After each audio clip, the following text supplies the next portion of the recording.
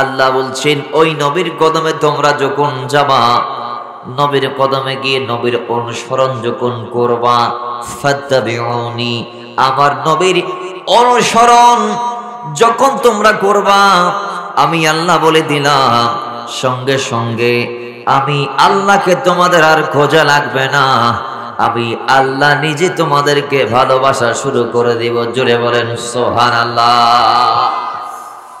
এবার আল্লাহ যখন ভালোবাসবে তখন আমাদের লাভ কি? ইমাম বুখারী বলছেন দুনিয়ার মানুষ যখন আল্লাহ তোমাদেরকে ভালোবাসে, বুখারী শরীফের 6502 নং হাদিস, আল্লাহ যখন বান্দাকে ভালোবাসে, হাত্তা উহিব্বাহু ফাইযা আহবাবতুহু ফাকুনতু সামাহু আল্লাযী ইয়াসমাউ বিহি ওয়া বাসরাহু আল্লাযী ইউবসিরু বিহি ওয়া ইয়াদাহু আল্লাতী ইয়াবতিশু বিহা ওয়া রিজলুহু আল্লাতী ইয়ামশি বিহা ওয়া লা ইন সাআলানি লাউতিয়ান্নাহু ওয়া লা ইন ইস্তাআযানি লাউইযান্নাহু। জোরে বলেন সুবহানাল্লাহ।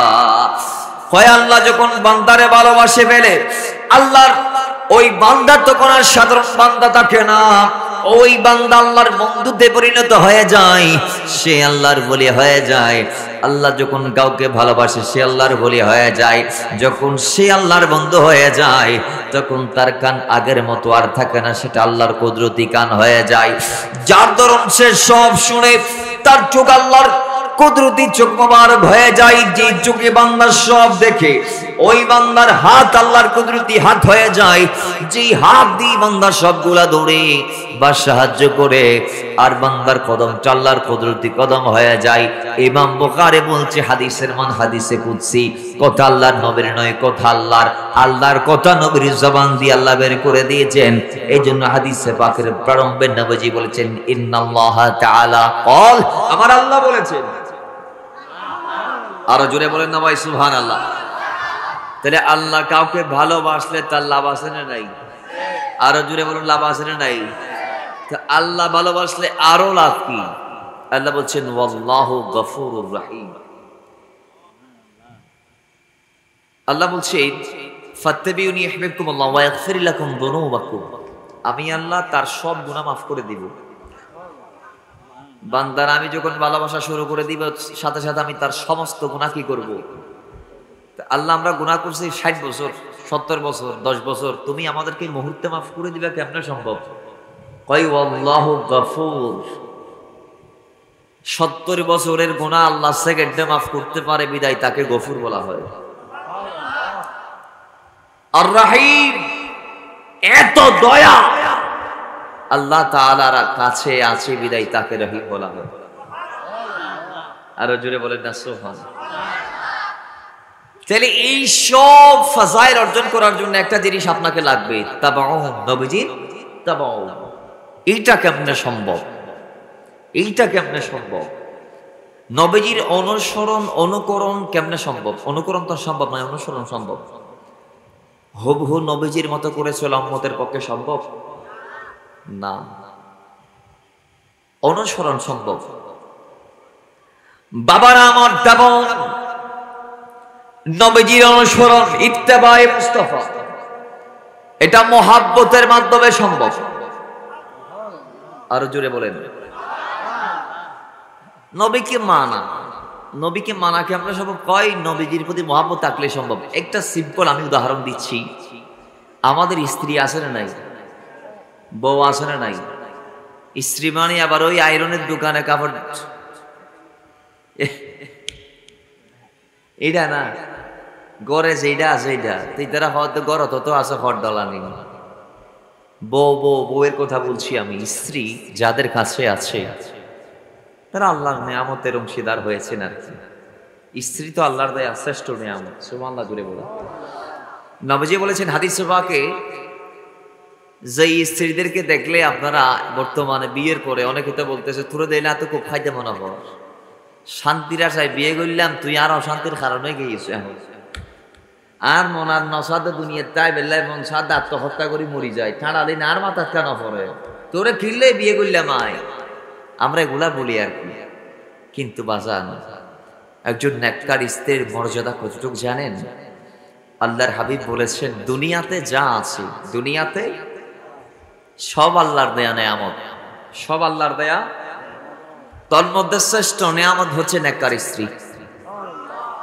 তন্মধ্যে শ্রেষ্ঠ নেয়ামত হচ্ছে একজন নেককার স্ত্রী, আল্লাহওয়ালা একজন স্ত্রী।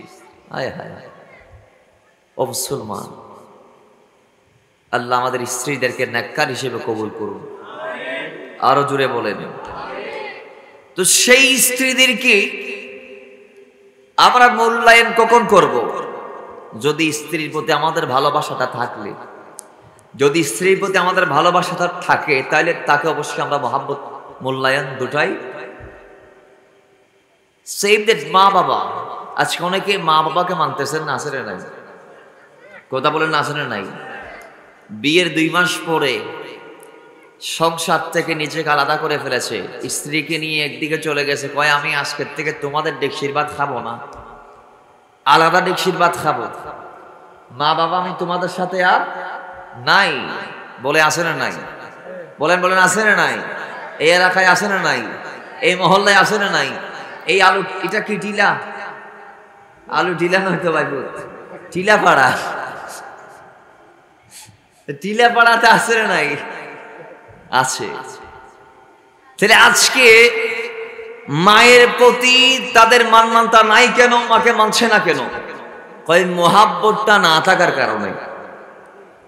কি না থাকার কারণে? আর বউকে নিয়ে আলাদা হয়ে গেছে কেন? কয় বউয়ের প্রতি মোহাব্বতটা থাকার কারণে। ঠিক না বে ঠিক? এই ভালোবাসার কারণে সাহাবায়ে কেরাম মক্কা থেকে মদিনায় হিজরত করেছে।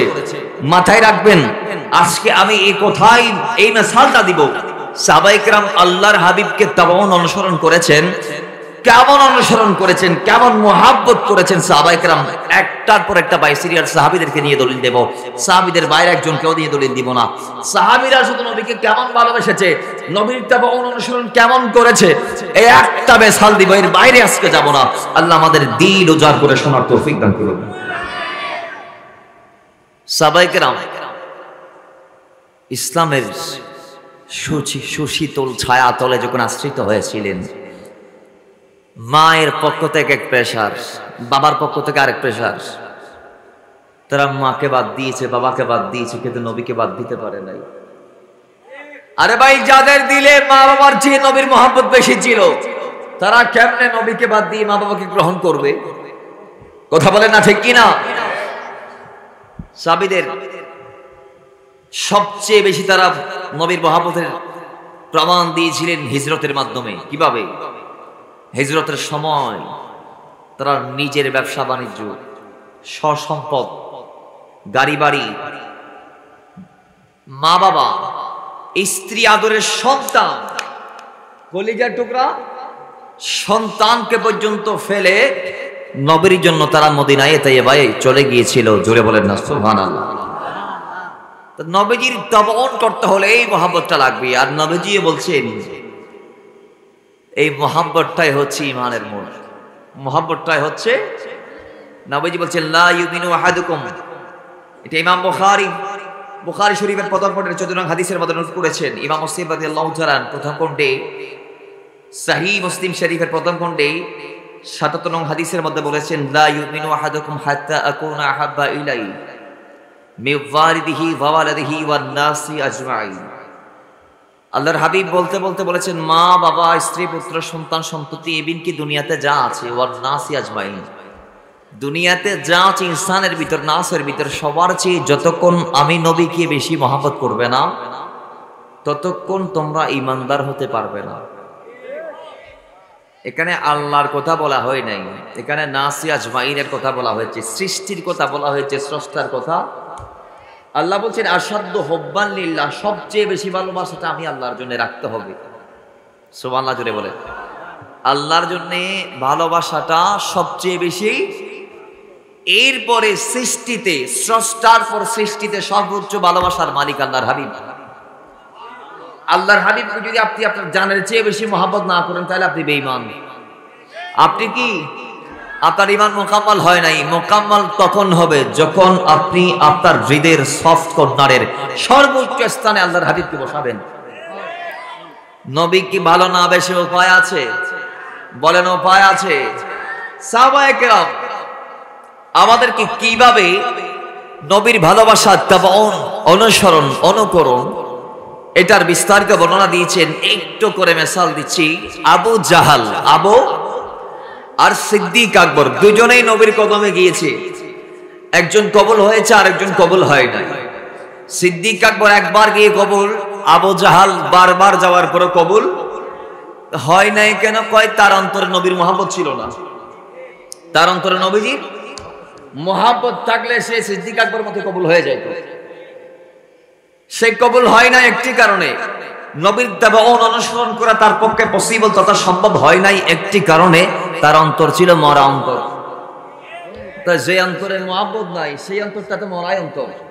আর রাসূলুল্লাহ দুনিয়াতে এসে 4 পারা 2 নং পৃষ্ঠা সূরা আল ইমরান 103 নং আয়াতে আল্লাহ বলছেন, ওয়াজকুরু নি'মাতাল্লাহি আলাইকুম ইয কুনতুম আ'দাআন ফাআল্লাফা বাইনা কুলুবিকুম ফাআসবাহতুম বিনি'মাতিহি ইখওয়ানা।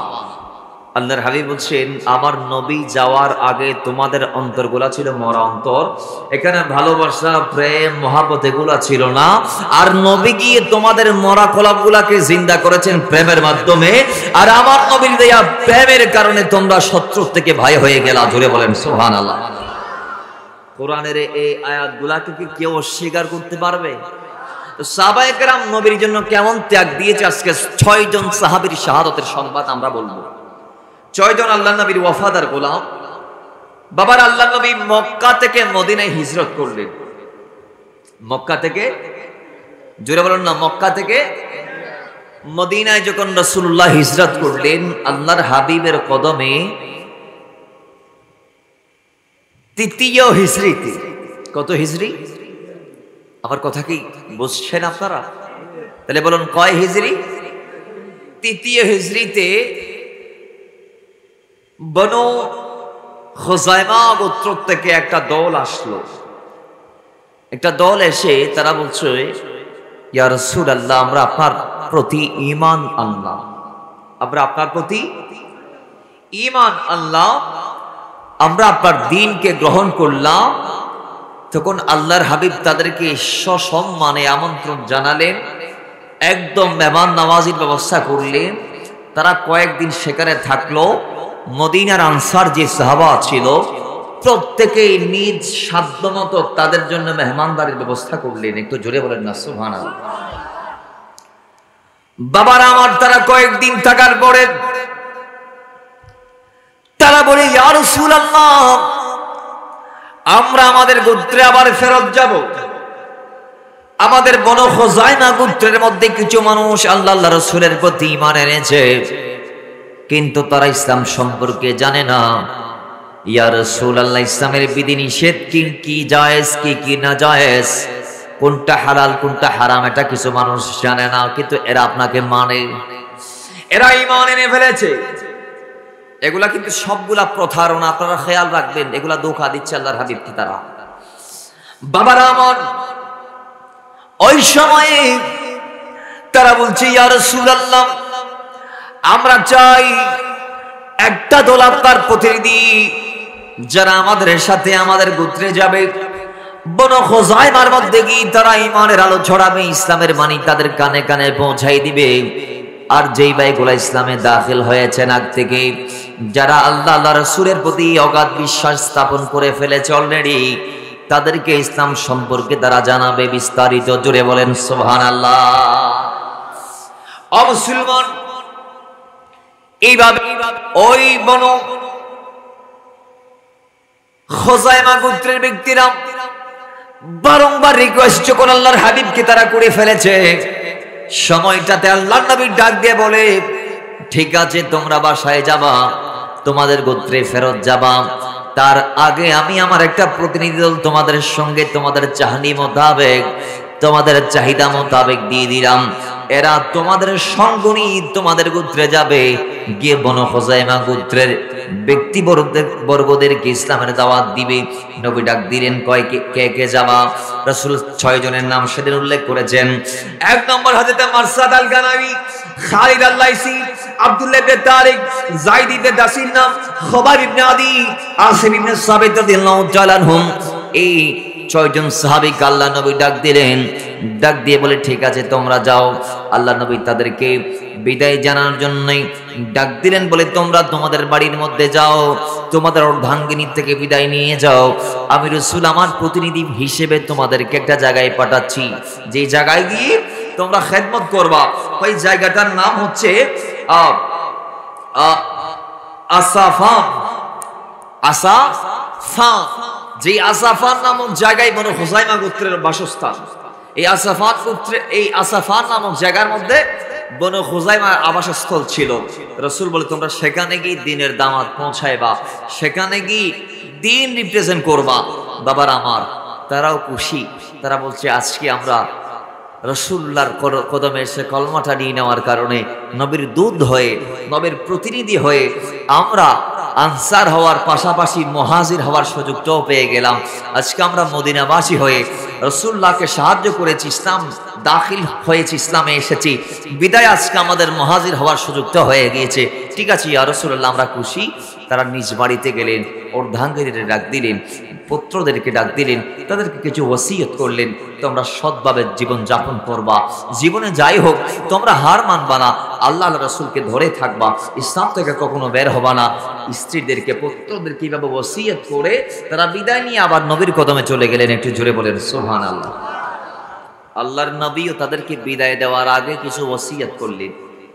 কয় আমার সাহাবীরা প্রকাশ্যে অপ্রকাশ্যে প্রত্যেক অবস্থায় অন্তরে আল্লাহর ভয় রাখবা। সুবহানাল্লাহ। অন্তরে কি রাখবা? এই একটা জিনিস আল্লাহ নবী তাদেরকে বলেছেন, আল্লাহর ভয়টা অন্তরে রাখবা, প্রকাশ্যে অপ্রকাশ্যে, গোপনে ওপেনে, সর্বাবস্থায় ভয় করতে হবে। কাকে? জোরে বলুন কাকে?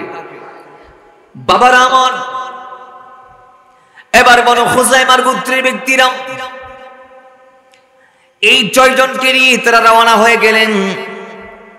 নবীজির 6 জন সাহাবী তারা উত্তপ্ত মরুর বুকে এক পাহাড়ের পর আরেক পাহাড় বইতে বইতে পাড়ে দিতে তারা আস্তে আস্তে আস্তে আস্তে যখন রাজি নামক জায়গার মধ্যে কাফেলাটা নিয়ে এসেছিলেন, ওই সময়ে হুযাইলি গোত্রের কিছু জালেম তাদেরকে তরবারি নিয়ে ঘেরাও করে ফেলেছে। জুড়ে বলেন নাউজুবিল্লাহ। এরা আস্তে আস্তে রাজি নামক জায়গায় আসছে। যাচ্ছে কোথায়? ওই যে যারা প্রতিনিধি হয়ে আসছে এদের কাছে। তো মাঝপথে রাজি নামক জায়গার মধ্যে এদেরকে হুযাইলি কিছু জালেম, হুযাইলি গোত্রের কিছু ব্যক্তিবর্গ, তারা সংখ্যায় অনেক বেশি ছিল, তারা তীর আর বর্ষা বলল, তরবার ইত্যাদি ইত্যাদি নিয়ে ঘেরাও করে ফেলেছে। এখন মূল ঘটনা কি? মূল ঘটনা হচ্ছে ওই যে রাসূলুল্লাহ সাল্লাল্লাহু আলাইহি ওয়াসাল্লামের কাছে খুজাইমা গোত্রের ব্যক্তিবর্গরা গিয়েছিল, এরা মূলত যায় নাই, এরা গিয়েছে একটি স্বার্থের জন্য। এদের স্বার্থটা কি? ওই যে হুযাইলি গোত্রের কিছু মানুষ এদেরকে ডাক দিয়েছিল, ডেকে বলেছে আমরা তো মুহাম্মদ সাল্লাল্লাহু আলাইহি ওয়াসাল্লামের কাছে চিহ্নিত হয়ে গেছি, আমরা নবীজির বিরুদ্ধে, এটা নবীজি নিজেও জানে, এক কাজ করো তোমরা আল্লাহর হাবিবের কদমে যাও, গিয়ে মিথ্যা ঈমান আনয়নের কথা বলবা, তোমরা মুসলমান দাবি করবা, আর তোমরা বলবা তোমরা তোমাদের গোত্রের কাছে ইসলামকে রিপ্রেজেন্ট করার জন্য কিছু যুবক বা কিছু সাহাবী তোমাদের লাগবে যারা ঈমান ইসলাম সম্পর্কে জানে। তোমরা তাদেরকে ভুলিয়ে বালিয়ে আমাদের হাতে এনে যদি তুলে দিতে পারো, আমরা তোমাদেরকে পুরস্কার দিব মোটা অঙ্কের। আর আমরা কি করবো এদেরকে? আমরা এই 6 জন 7 জন 10 জন 20 জন যাদেরকে আনতে পারো, এদেরকে কুরাইশদের হাতে গিয়ে বিক্রি করবো চড়া মূল্যে।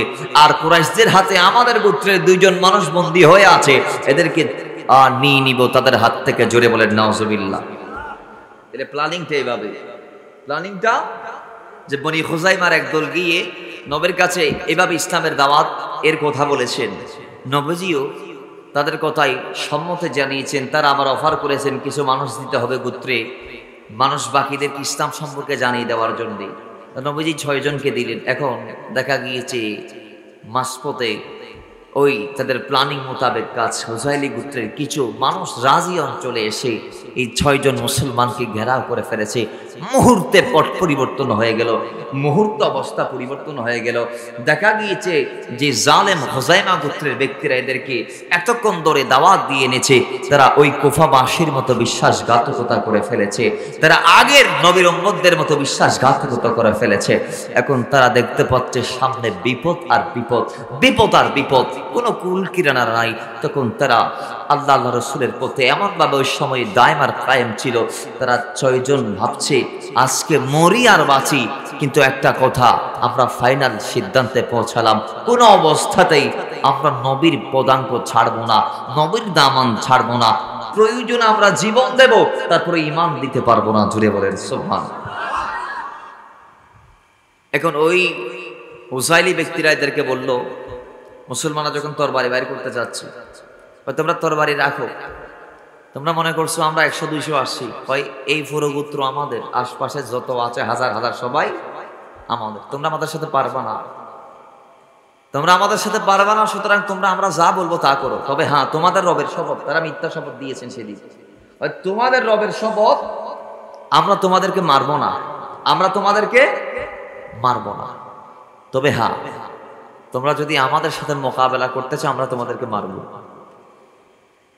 আর যদি তোমরা আমাদের কথা মেনে নাও, আমরা যা বলি তোমরা যদি তা করো, তাহলে আমরা তোমাদেরকে জানাই দিচ্ছি কি করব, আমরা তোমাদেরকে নিয়ে কুরাইশদের হাতে তুলে দিব, কুরাইশদের হাতে আমাদের কিছু বন্দী আছে, এদেরকে ছাড়াই দিব, এইগুলা ছাড়া আমরা তোমাদেরকে আর কিছু করবো না। একটু জোরে বলেন না নাউজুবিল্লাহ। মিথ্যা প্রতিশ্রুতি, বলেন না মিথ্যা প্রতিশ্রুতি। তখন আল্লাহ নবীর সাহাবীদের যে দল ছিল, এরা 2 ভাগে ভাগ হয়ে গিয়েছে, 3 জন 3 জন করে। যে 6 জন নবীর সাহাবী যাচ্ছিল, তারা 3 জন 3 জন হয় ভাগ হয়ে গিয়েছে। 3 জনের মধ্যে ছিল হযরত আসিম ইবনে সাবিত আল আনসারী রাদিয়াল্লাহু তাআলা, মারসাদ আল গানাওয়ী রাদিয়াল্লাহু তাআলা, খালিদ আল লাইসি রাদিয়াল্লাহু তাআলা। তখন তারা 3 জন এক দলে গেলেন, বাকি 3 জন আরেক দলে গেলেন। এখন তারা 3 জন বলছে, আমরা তোমাদের কথায় মিষ্টি কথায় কর্ণপাত করব না, আমরা নবীর সাহাবী, আমরা নবীর, এখান থেকে আজকে হয়ে জীবিত ফেরত যাব, নাইলে তোমাদের মাথা নিয়ে চলে যাব। আরো জোরে বলেন ভাই সুবহানাল্লাহ। বাবারা আমার, অমুসলমান ওই জালেম গুলা বলে এখান থেকে জীবিত যাওয়া সম্ভব নয়। মুহূর্তে শত শত তীর তাদের দিকে তাক করে তাদের দিকে নিক্ষেপ করলেন, তারা তীরবিদ্ধ হয়ে গেল। এবার ইচ্ছা মতো তাদেরকে কুপকাত করলেন, এদেরকে সঙ্গে সঙ্গে মুহূর্তের মধ্যে তাদের মাথার থেকে দেহটা আলাদা করে দিলেন, তাদেরকে কর্তন করে ফেললেন, কতল করে ফেললেন। 3 জন সাহাবী আল্লাহর পথে শহীদ হয়ে গিয়েছে, পড়ে ইন্না লিল্লাহি ওয়া ইন্না ইলাইহি রাজিউন। 3 জন সাহাবী শহীদ হওয়ার পরই তারা জানতে পেরেছে এই দলের মধ্যে হযরত আসিম রাদিয়াল্লাহু তাআলা আছেন। কয় আসিম হচ্ছে ওই ব্যক্তি যে আসিম উহুদের ময়দানে কুরাইশদের একজন মায়ের 2 জন সন্তানকে যখন শহীদ করে ফেলেছিল, তাদের মা সুলাফা বিনতি সাদ মানত করেছিল, ওই আসিমকে যদি কেউ আমার হাতে এনে দিতে পারে, হয় জীবিত না হয় মৃত, তাহলে আমি মা মানত করছি আমি তাকে বিরাট অঙ্কের মোটা পুরস্কার দেব, আর বিনিময়ে আমি আসিমের মাথার খুলিতে মডেলে লেখাবো। জোরে বলেন নাউজুবিল্লাহ। তিনি মানত করেছে, আমার 2 সন্তানকে যে আসিম মেরেছে উহুদের ময়দানে, সেই আসিমকে যদি কেউ আমার হাতে তুলে দিতে পারে, তাহলে বিরাট মোটা অঙ্কের পুরস্কার আমি তাকে দিয়ে দিব। আসিম রাদিয়াল্লাহু তাআলা যখন ইন্তেকাল করেছিলেন, এই সময় আসিমের লাশটা শনাক্ত করতে পেরে ওই হুজাইলি গোত্রের যুবকরা এবার মনে মনে সিদ্ধান্ত নিল, এই আসিমকে যদি আমরা কুরাইশদের হাতে দিয়ে দিতে পারি, অথবা তার বড়িটাই গালে রেখে শুধু মাথার কুলিটা যদি ওই যে একটা মহিলা আমানত করেছে তার হাতে তুলে দিয়ে দিতে পারি, তাহলে বিরাট মোটা অঙ্কের পুরস্কার আমাদেরকে দেওয়া হবে। তো এরা কি করলো, তার মাথাটা আগে কর্তন করো। মাথা কাটার জন্য যে মাত্র সামনে গেলেন, দেখা গিয়েছে মৌমাছি আর বিমরুল এবং অসংখ্য পিপিলিকার দল, তারা হযরত আসিম রাদিয়াল্লাহু তাআলার লাশটিকে চারদিক থেকে ঘেরাও করে রেখেছে। কাফেরদেরকে তার লাশের পাশে ঘিরতে দেই নাই, পৌঁছতে দেই নাই, যাইতে দেই নাই। এবার তারা মনে মনে ভাবছে, এইভাবে হলে তো হবে না, আমরা একটু মৌমাছিদেরকে ভয় দেখাই। তো মৌমাছিদেরকে একটু ভয় দেখানোর জন্য কেউ যদি সামনে যায়, দেখা যাচ্ছে মৌমাছি এসে দেরি না করে কামড় বসাই দিচ্ছে। সুবহানাল্লাহ। আর জোরে বলেন। এরা মনে মনে ভাবতেছে হাই রে এখন তো কাজ হবে না, কাজ কি করবো, একটা কাজ করো, রাতের বেলা পর্যন্ত একটু ওয়াইট করো, রাত যদি হয় তাহলে অবশ্যই এই মৌমাছিগুলো অন্ধকারে আর থাকতে পারবে না, পাহারা কিভাবে দিয়ে বেড়া চলে যাবে। বাবারা আমার রাত হলো, তারা এখন সবাই রাজি অঞ্চলে কি জন্য বসে আছে, ওই আসেমের মাথা কাটবে, বাকি দুইজন সাহাবীকে ফেলে রাখবে, আসেমের বড়িও রেখে যাবে, শুধু মাথাটা নিয়ে যাবে। ওই একজন মা যে মানত করছিল, কাফেরের মা, তার দুই সন্তানকে হযরত আসেম রাদিয়াল্লাহু তাআলা উহুদের ময়দানে কতল করেছিল নিজের হাতে। আসেমের মা বলেছে, আসেম যাদের হত্যা করেছে তাদের মা মানত করেছিল সেই সময়, আসেমের মাথা মৃত কিংবা জীবিত যে এনে দিতে পারবে আমি তাকে বিরাট মোটা অঙ্কের পুরস্কার দিব। আমি ঘোষণা করলাম বিনিময়ে আসেমের মাথার খুলির উপর আমি মড্ডে লেখাবো। এখন হযরত আসেম রাদিয়াল্লাহু তাআলা মারা গিয়েছে, শহীদ হয়েছে, এরা শনাক্ত করতে পেরেছে। লাশ কাটার জন্য, মাথা কাটার জন্য যাইতে চেয়েছে, ভীমরুল মৌমাছি যাইতে দেয় নাই, রাত হওয়ার জন্য অপেক্ষা শুরু করেছে, রাত হয়েছে। আল্লাহর কসম, রাত হতে না হতে দেখা গিয়েছে লাশের মাথা কাটা তো দূরের কথা, আল্লাহ সুবহানাহু ওয়া তাআলা হযরত আসেম রাদিয়াল্লাহু তাআলাকে কিভাবে হেফাজত করেছে দেখেন। কয় মাথা কাটা তো দূরের কথা, আল্লাহ সুবহানাহু ওয়া তাআলা রাতের সময় ওই রাজি অঞ্চলে এমন ভাবে মেঘ দিলেন, এমন বৃষ্টি শুরু হয়েছে, ওয়াল্লাহি বৃষ্টি আসতে না আসতে এত বিশাল বিশাল পানির ফোঁটা সেদিন এসেছে, দেখা গিয়েছে মুহূর্তে ডল শুরু হয়ে গিয়েছে, বন্যা শুরু হয়ে গিয়েছে। এখন পাহাড়ি ঢল হযরত আসেমের লাশকে কোত্থেকে কোথায় নিয়ে গেছে আল্লাহু ওয়া রাসূলুহু আলাম। সাহাবীরাও দেখে নাই, ইহুদিরাও দেখে নাই, আল্লাহ নিয়ে গিয়েছে গোপনে। একটু জোরে বলেন না সুবহানাল্লাহ। সকালে এমন খোঁজাখুঁজি করছে তাকে পাই নাই। হযরত ওমর বলছেন, কয় আসেম ইন্তেকালের আগে দোয়া করেছিল, হযরত আসেম ইন্তেকালের আগে দোয়া করেছিল যে আল্লাহ ওই কাফেরদের হাত থেকে, নাপাক হাত থেকে তুমি আমাকে হেফাজত করো, তারা যেন আমাকে স্পর্শ করতে না পারে, তারা যেন আমাকে স্পর্শ করতে না পারে, ধরতে না পারে। আল্লাহ আমি তোমার কাছে ফরিয়াদ করছি। আল্লাহ দোয়া কবুল করে নিয়েছেন। আসেমের লাশকে আল্লাহ গোপনে নিয়ে দাফন করে দিয়েছেন। একটু জোরে বলেন না সুবহানাল্লাহ। তাহলে এখন আছে কয়জন? আর একটু জোরে বলুন, আছে কয়জন? তিনজন। এখন তিনজন আছে, তিনজনকে শহীদ করা হয়েছে। তিনজনের ভিতর হঠাৎ দেখা গিয়েছে সকালবেলা কয়াবারে তিনজনের অস্ত্রগুলা কেড়ে নাও, এদের হাতকে বেঁধে ফেলো। নাউজুবিল্লাহ জোরে বলেন। বাবারা আমার, নবীজির সাহাবীরা বলে, জালেম তোমরা না বলেছো, তোমরা না বলেছো আমাদেরকে কুরাইশদের হাতে তুলে দিবা, তাইলে আবার আমাদের অস্ত্র কেন কেড়ে নিচ্ছ, হাত কেন বন্দী করতেছো? কথা তো এরকম ছিল না, এরকম কেন করতেছো? তখন হযরত আব্দুল্লাহ ইবনে তারিক রাদিয়াল্লাহু তাআলা আনহু তিনি বলে, আমি সুযোগের অপেক্ষায় ছিলাম, তারা যখন আমাদের সাথে বেঈমানি করে ফেলেছে আমি সুযোগের অপেক্ষায় ছিলাম। আমি মনে মনে ভাবতে লাগলাম সুযোগ পেলে আমি এদের উপর হামলা করব, নিরস্ত্র, অস্ত্র না থাকুক সমস্যা নাই। মুসলমানদের কাছে ঈমানের অস্ত্র আছে না নাই? বাজান আরো জোরে বলেন, ঈমানের অস্ত্র আছে না নাই? এদের হাতের অস্ত্র যদি ফেলে নেওয়া হয়েছে সমস্যা নাই, এদের কাছে তো ঈমান আছে। কি আছে? যারা বলেন কি আছে? আল্লাহ কোরআনুল কারীমের মধ্যে বলছেন, ইন্নাল্লাযীনা ক্বালু রাব্বুনাল্লাহ, যারা আল্লাহকে মেনে নিয়েছে ইলাহ হিসেবে, থুম্মা ইসতাকামু, আর ঈমান আনার পরে ঈমানের উপর ইস্তেকামত থাকতে পেরেছে, আমি আল্লাহ বলছি আল্লাহ তাখাফু ওয়ালা তাহজানু, তাদের কোনো ভয় নাই, তাদের কোনো টেনশন নাই, আর তাদের বিপদে তাতানাজ্জালু আলাইহিমুল মালায়েকা, আমি আসমান থেকে ফেরেশতা পাঠিয়ে সাহায্য করব। জোরে বলেন সুবহানাল্লাহ। আর আল্লাহ বলছে ওয়াবশিরু বিল জান্নাহ, তাদের জন্য জান্নাতের সুসংবাদ আমি আল্লাহ দিয়ে দিয়েছি। সুবহানাল্লাহ জোরে বলেন। লাভ আছে না নাই? কথা বলেন না, লাভ আছে না নাই? এখন হযরতে আব্দুল্লাহ ইবনে তারিক রাদিয়াল্লাহু তাআলা বলছেন, কথা এরকম ছিল না, তোমরা যেহেতু বিশ্বাসঘাতকতা করেছো আমিও তোমাদেরকে ছাড়বো না। সুযোগের অপেক্ষায় ছিলেন, হঠাৎ তিনি একটু সুযোগ পাইলেন, একটু সুযোগ পাইলেন, তিনি মুহূর্তে নিজের বাঁধন থেকে নিজের হাতগুলা খুলে ফেলতে চাইলেন। বাবারা আমার, আল্লাহ নবীর সাহাবী হাতের বাঁধন যখন খুলতে চাইলেন, সঙ্গে সঙ্গে ওই হুজাইলি জালেম গোলা টের পেয়ে গেল, তারা এবার তার কাছেও যাওয়ার সুযোগ পাইলেন না। তারা মনে মনে ভয় করলেন যে আমরা যদি এই নবীর সাহাবীর সামনে যাই, এদের হাত তো কোলাই আমাদেরকে হামলা করে দিবে। তারা আর পাশে গেলেন না, পাথর হাতে নিলেন। জালেমগুলা কি নিলেন? পাথর হাতে নিলেন। হাতে নিয়ে পাথর মারতে মারতে আল্লাহ নবীর সাহাবীকে সেই জায়গার মধ্যে কতল করলেন, শহীদ করলেন। ইন্না লিল্লাহি ওয়া ইন্না ইলাইহি রাজিউন। তিনি যখন শহীদ হয়ে গেল, এবার দুইজন সাহাবী আল্লাহর নবীর অবশিষ্ট রয়ে গেল। একজন হচ্ছে হযরত খুবাইব ইবনে আদি রাদিয়াল্লাহু তাআলা, আরেকজন হচ্ছে যায়েদ ইবনে দাসিনা রাদিয়াল্লাহু তাআলা। ও মুসলমান, এদের ইতিহাসটা আরো মারাত্মক ইতিহাস। এবার এই দুইজন বলে, আমরা চুপি সারে থাকলাম, আমরা তাদের বিরুদ্ধে বিদ্রোহ করলাম না, আমরা শেষটা দেখতে চাইলাম, দেখি এরা কি করে, আমাদেরকে কোথায় নিয়ে যায়। দুইজন সাহাবী চুপি সারে এদের পদাঙ্ক অনুসরণ করে তারা যেইভাবে বলে সেইভাবে সামনে যাইতে লাগলেন। যাইতে যাইতে যাইতে যাইতে কুরাইশদের কাফেলায় চলে গেলেন, কুরাইশ গোত্রের মাঝে চলে গেলেন। কুরাইশরা যখন দেখতে পাইলো আনসারী নবীর দুজন সাহাবীকে বন্দী করে এরা নিয়ে আসছে, এরা কুরাইশরা তো সবাই একেবারে তাদের উপর ঝাঁপিয়ে পড়লো, তাদেরকে ঘিয়ে ফেলবে, মেরে ফেলবে, যেমন চাই তা করবে।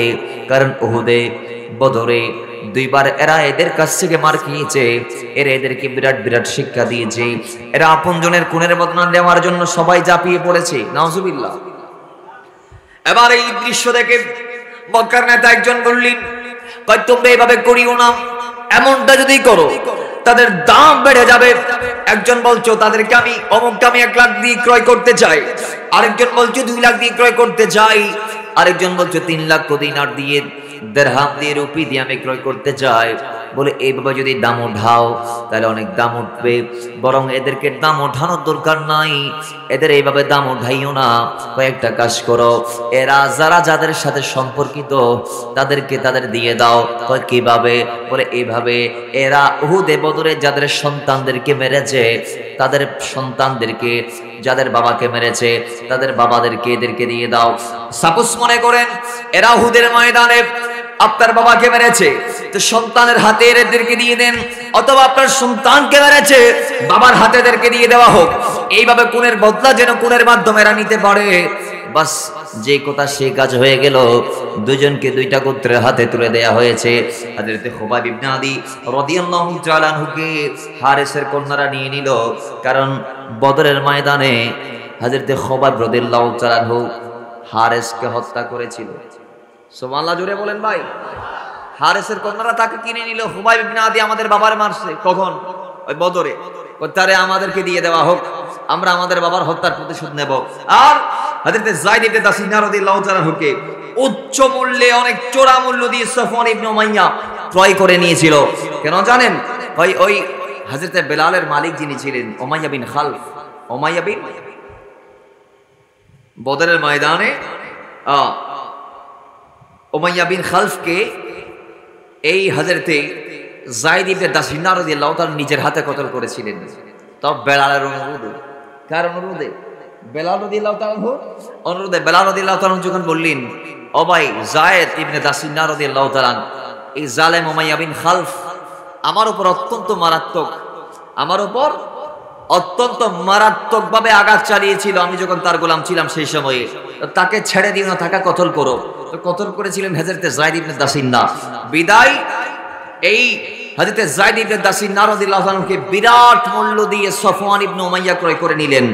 আর হযরত খুবাইব বিন আদি রাদিয়াল্লাহু তাআলার দায়িত্ব পড়ল ওই হারেসের কন্যাদের হাতে। এবার সফওয়ান ইবনে উমাইয়া তিনি কি করলেন?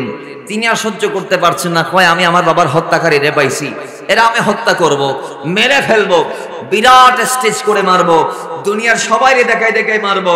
কয় যেমন তেমন জায়গায় মারবো না, আরবের তারঈন নামক যে জায়গা আছে, যেটা সবচেয়ে উঁচু জায়গা, সেখানে কোনো একটা কিছু হলে সবাই দেখতে পারে। টানিয়ে নিয়ে গিয়ে মারবো। এখন নির্দিষ্ট একটা দিন ডিক্লার করা হয়েছে। নির্দিষ্ট দিন ডিক্লার করার পরে হযরত যায়েদ ইবনে দাসিনা রাদিয়াল্লাহু তাআলা আনহুকে নিয়ে গেলেন। আরবের জমিনে ডিক্লার করা হয়েছে যে যায়েদকে কতল করা হবে, তোমরা সবাই পাথর হাতে নিয়ে রেডি থাকবা। বাস, যে কথা সেই কাজ। সবাই চলে গেলেন তানঈমে। যাওয়ার পরে হযরত যায়েদ ইবনে দাসিনা রাদিয়াল্লাহু তাআলা আনহুকে যখন বন্দী অবস্থায় সেখানে মৃত্যু সজ্জায় মৃত্যু মুখোমুখি করা হয়েছে, তখন আবু সুফিয়ান ইবনে হারব বলছেন যে হে যায়েদ ইবনে দাসিনা, তুমি একটু পরে ইন্তেকাল করবা, আমরা তোমাকে মারবো, আমরা তোমাকে শেষ করে দিব। আমি আবু সুফিয়ান মক্কার নেতা হিসেবে তোমাকে একটা সওয়াল করব। কথা বলেন, একটা সওয়াল। কি বলবা বলো? কই আমরা তোমাকে আল্লাহর কসম করে বলছি, আবু সুফিয়ান বলছেন আমরা তোমাকে একেবারে মুক্তি দিয়ে দিব, সসম্মানে তোমার পরিবারের কাছে ফেরত পাঠাবো। বিনিময়ে তুমি একটা জিনিস আমাদেরকে বলবা, তোমার জায়গায় যদি আমরা মুহাম্মদ সাল্লাল্লাহু আলাইহি ওয়াসাল্লামকে এনে বেঁধে রাখি, ওনাকে মেরে ফেলি, কেমন লাগবে? জোরে বলেন নাউজুবিল্লাহ। কেমন নবীর প্রেমিক ছিলেন দেখেন। বাবারা আমার, হযরত তিনা রাদিয়াল্লাহু তাআলা আনহু কি আবু সুফিয়ান ইবনে হারব যখন বললেন এই যায়েদ ইবনে দাসিনা তোমাকে আমরা মুক্ত করে দেব, পরিবারের মাঝে ফেরত পাঠাবো, বিনিময়ে তোমার জায়গায় নবী মুহাম্মদ সাল্লাল্লাহু আলাইহি ওয়াসাল্লামকে আমরা বাঁধবো, তোমার কেমন লাগবে? সঙ্গে সঙ্গে কথা যখন শুনলেন, হযরত যায়েদ রাদিয়াল্লাহু তাআলা সুফিয়ানের মুখে থুতু দিলেন, জালেম তুমি এটা কি বললাম? আমাকে মুক্ত করে দিবা, আমার জায়গায় আমার নবীকে এনে বাঁধবা? এটা হতে পারে না, এটা হতে পারে না, এটা হতে পারে না। আমি বরং আমার আজকে নিজের প্রাণকে বিসর্জন দেওয়াটা পছন্দ করব, নবীকে আমার জায়গায় রাখাটাকে পছন্দ করব না। এই কথাটা যখন শুনল আবু সুফিয়ান, তিনি ডাক দিয়ে বলে, সেদিন আমি অবাক হয়ে গিয়েছিলাম। ইসলাম গ্রহণের পরে আবু সুফিয়ান বলছে, সেদিন আমি অবাক হয়ে গিয়েছিলাম হযরত যায়েদ রাদিয়াল্লাহু তাআলা আনহুর এই আন্তরিকতা, এই মহব্বত দেখে আমি মনে মনে বলতে লাগলাম, হায় হায় কেমনে সম্ভব একটা মানুষকে কেন সবাই এইভাবে ভালোবাসতে পারে? জোরে বলেন সুবহানাল্লাহ। হায় হায়, এটা কেমনে সম্ভব? একজন ব্যক্তি আমাদের আরবের এই মক্কাবাসীরা না বুঝে যাকে বিতাড়িত করলো মক্কা থেকে, মদিনার মানুষ কিভাবে তার এত মহব্বত করতে পারে? অথচ তিনি তাদের জাত ভাই নয়, এলাকার নয়, গোষ্ঠীর নয়, আত্মীয় নয়, অনেক দূরের। এর বাড়ি মদিনা, মুহাম্মাদের বাড়ি আমাদের মক্কা। কই এরপরেও যায়েদ রাদিয়াল্লাহু তাআলা আনহুর উত্তর সুর আমি বিমোহিত হয়ে গেলাম, আর সাজ্জনিত হলাম, আর মনে মনে ভাবতে লাগলাম, হায় হায় এটা কেমনে সম্ভব? একজন ব্যক্তিকে সবাই কিভাবে এত মহব্বত করতে পারে? এবার হযরত যায়েদ যখন উত্তর দিলেন, না না জালেম, আমি এটা পছন্দ করব না, বরং আমি নিজে জীবন দেওয়াটাই পছন্দ করলাম। যায়েদ রাদিয়াল্লাহু তাআলা ডাক দিয়ে বলে, এই আরবের জমিনের নেতা তোমরা যারা আছো, তোমাদের কাছে আমার একটা চাওয়া পাওয়া আছে। কই কি চাওয়া পাওয়া? কই আমার একটা চাওয়া পাওয়া, সেটা হচ্ছে যে আমাকে 2টা রাকাত তোমরা নফল নামাজ পড়ার সুযোগ করে দাও। তারা বলে ঠিক আছে, দিয়ে দিলাম। যায়েদ রাদিয়াল্লাহু তাআলা তিনি ওযু করলেন, ভালোভাবে মিসওয়াক করলেন, এবার নামাজের মুসল্লায় দাঁড়ালেন। দাঁড়িয়ে তিনি তড়িঘড়ি করে নামাজ শেষ করে ফেললেন, তাড়াতাড়ি নামাজ শেষ করে ফেললেন। এখন নামাজটা শেষ করে তিনি আরবের নেতাদেরকে বলতেছেন, আরবের নেতারা শোনো শোনো, আমি তোমাদেরকে বলতে চাই, আজকে যদি তোমরা এই কথাটা না বলতা, আমি যদি এই কথাটা শোনার আশঙ্কা না করতাম যে যায়েদ ইবনে দাসিনা মৃত্যুর ভয়ে নামাজকে দীর্ঘ করছে, তোমরা যদি এই কথাটা না বলতা, তাহলে আজকের নামাজটা আমি অনেক দীর্ঘ করে পড়তাম, কারণ এটা আমার জীবনের শেষ নামাজ। জুড়ে বলেন সুবহান। তিনি বলছি, এই আশঙ্কা যদি আমি না করতাম, তোমরা যদি এই জিনিসটা না বলতাম যে যায়েদ ইবনে দাসিনা নামাজকে লম্বা করে পড়ছে মৃত্যুর ভয়ে, তাইলে আমি নামাজকে অবশ্যই লম্বা করে পড়তাম। তোমরা এই কথা বলবো আমি নামাজ লম্বা করলে, এটা আমি জানি, এই জন্য নামাজকে আমি সংক্ষিপ্ত করে পড়েছি। ও মুসলমান, যায়েদ ইবনে দাসিনা রাদিয়াল্লাহু তাআলা মৃত্যুর আগে নামাজ ছাড়ে নাই, কিন্তু আজকের সমাজে আমাদের কিছু যুবক আছে যারা যৌবনটা নামাজ ছাড়া কাটাচ্ছে, আছে না নাই? আরো জোরে বলুন, আছে না নাই? এমন কিছু বৃদ্ধ আছে যারা মসজিদের দ্বারা কোনো দাঁড়ছে না, আল্লাহ রাসূলকে বৃদ্ধাঙ্গুলি দেখাচ্ছে, ইসলামের দ্বার তারা দাঁড়ছে না। হযরত যায়েদ ইবনে দাসিনা বলে, মৃত্যু শয্যার আগে একটা অনুরোধ আমি আহলে আরবদেরকে করেছিলাম, এই কুরাইশরা আমি তোমাদের কাছে 2টা রাকাত পড়ার সুযোগ চাই। আমাকে তারা 2টা রাকাত পড়ার সুযোগ দিল। আমি নামাজ পড়লাম, নামাজ শেষ করে দোয়া করলাম। দোয়া করার পরে আমি উচ্চস্বরে শাহাদা পাঠ করলাম, কালিমায়ে তাওহীদ পাঠ করলাম, তামজিদ পাঠ করলাম, আল্লাহর ওয়াহদানিয়তের সাক্ষ্য দিলাম, রাসালাতের সাক্ষ্য দিয়ে দিলাম। এরপর আমি বললাম আমি মরার জন্য সম্পূর্ণ প্রস্তুত আছি। তখন তারা আমাকে পাথরে মেরে মেরে হত্যা করেছে। ইন্না লিল্লাহি ওয়া ইন্না ইলাইহি রাজিউন। এবার চলে গেল 500 নবীর সাহাবী, নবীর ভালোবাসা নিয়ে জমিন থেকে জান্নাতমুখী হলো। আরেকদিন আছে হযরতে খুবাইব ইবনে আদি, ঠিক কি না বলে? কেমন ছিলেন তিনি? হারেসের কন্যারা বলছে, ভাই খুবাইব ইবনে আদি আমাদের গোরের পার্সোনাল জেলখানা ছিল। পার্সোনাল, আরবের ওই সময়ে বড় বড় যারা ধনী সম্ভ্রান্ত পরিবার ছিল, তারা তাদের প্রত্যেকের পরিবারে এক একটা পার্সোনাল জেলখানা রেখেছিলেন। তো এই হারেসের কন্যারা তাদের পারিবারিক জেলখানা যেটা ছিল সেটাতে হযরতে খুবাইব বিন আদি রাদিয়াল্লাহু তাআলাকে বন্দী করেছিলেন। তো খুবাইব বিন আদিকে তারা বন্দী করেছে, ঠিক আছে, খুবাইব বিন আদি রাদিয়াল্লাহু তাআলাকে তারা বন্দী করেছে, ঠিক আছে, কিন্তু খুবাইব বিন আদি রাদিয়াল্লাহু তাআলা রাতের বেলায় তিনি এমন ভাবে তিনি সালাত আদা করতেন। হারেসের কন্যারা বলছেন শুধু রাত নয়, দিন নয়, বাদীরা পর্যন্ত, দাসীরা পর্যন্ত বলছেন, বিশেষ করে হারেসের ওই কন্যা যে ইসলাম কবুল করেছিলেন পরবর্তীতে, তিনি বলছেন যে আমি বলছি আমি যেই সময়ে খুবাইব রাদিয়াল্লাহু আনহুকে দেখতে যাইতাম, দেখতাম ওই তিনি নামাজ পড়ছেন, নাই রুকুতে আছেন, নাই সিজদাতে আছেন, নাইলে তাসবিহ পড়ছেন, নাইলে কোরআন তেলাওয়াত করতেছেন। আর রাতের বেলায় দেখতাম তিনি কান্নাকাটি করতেছেন, মওলার দরবারে কান্নাকাটি করতেছেন। ভাই আমরা অবাক হয়ে যাইতাম। তাকে আমরা দীর্ঘদিন বন্দী করে রেখেছি, আমাদের করে দীর্ঘদিন বন্দী করে রেখেছি। আমরা দেখতাম তিনি আল্লাহ প্রদত্ত খাওয়ার খাইতো জেলখানার ভিতর। বলে আমি দেখেছি খুবাইবের, হারেসের কন্যা বলছেন খুবাইব রাদিয়াল্লাহু তাআলার ঘটনা এইভাবে, আমি দেখেছি খুবাইব রাতের বেলা আঙ্গুর ফল খাচ্ছে। আঙ্গুর ফল, ওইটা আঙ্গুরের মৌসুম ছিল না ওই মৌসুমে। আরবে যেই সময়ে আঙ্গুরের মৌসুম ছিল না ওই সময়ও হযরতে খুবাইব ইবনে আদি রাদিয়াল্লাহু তাআলা তিনি আঙ্গুর ফল খাইতেন। এটা আমি নিশ্চিত হয়ে গিয়েছি যে এই ফল আমরা তো তারে দেই নাই, জেলখানার ভিতর হাত পা বন্ধ, সে কোত্থেকে গিয়ে এই ফল আনবে? আমার ইয়াকিন ছিল এটা ওনার রব ওনার জন্য পাঠিয়েছেন। জোরে বলেন সুবহানাল্লাহ।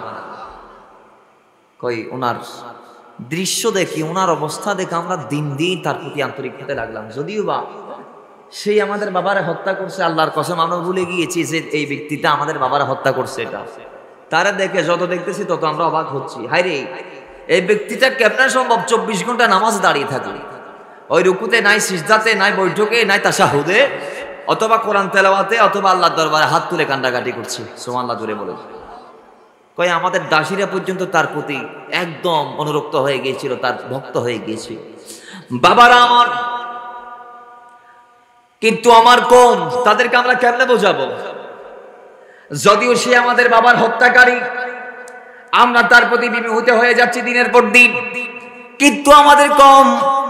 আমাদের পুরো পরিবারের সবাই মিলে একদিন সিদ্ধান্ত নিলেন অমুক দিন অমুক তারিখ খুবাইব বিন আদি রাদিয়াল্লাহু তাআলাকে হত্যা করা হবে।